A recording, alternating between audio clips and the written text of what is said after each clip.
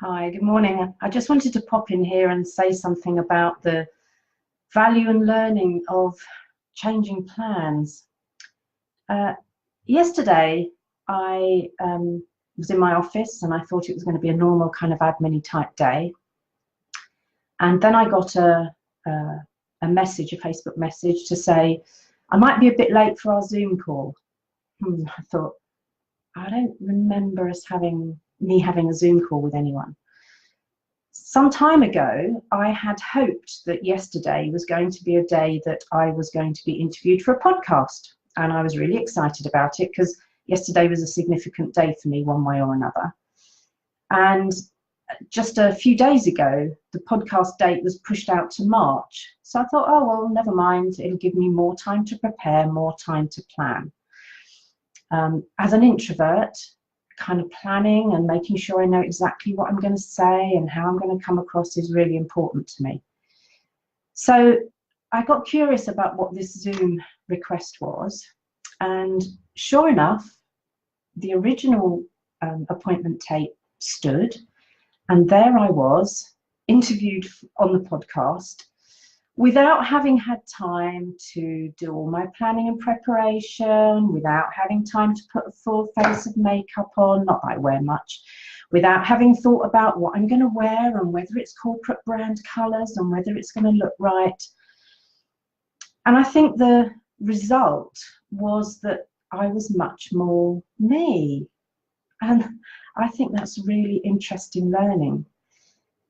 See, those of you who know me or read any of my blogs will know that I have a pretty active inner critic, Gladys.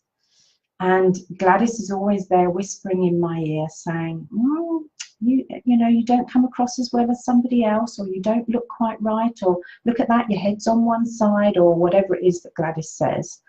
You don't come across as professional, you're not as pretty as, you're not as, all that nonsense.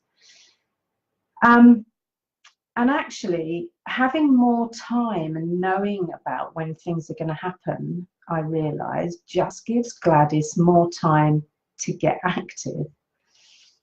I'm doing really well at knowing how to manage her, knowing what her fears are, knowing how to kind of calm her down. But it was a really different experience yesterday. So I'll share the link at some stage of me in the podcast. So I was there in a kind of normal sweatery thing, not particularly made up, no notes in front of me, nothing I could refer to. And I just responded to the questions that I was asked. And for me, I think it came across much more naturally. I've yet to see it.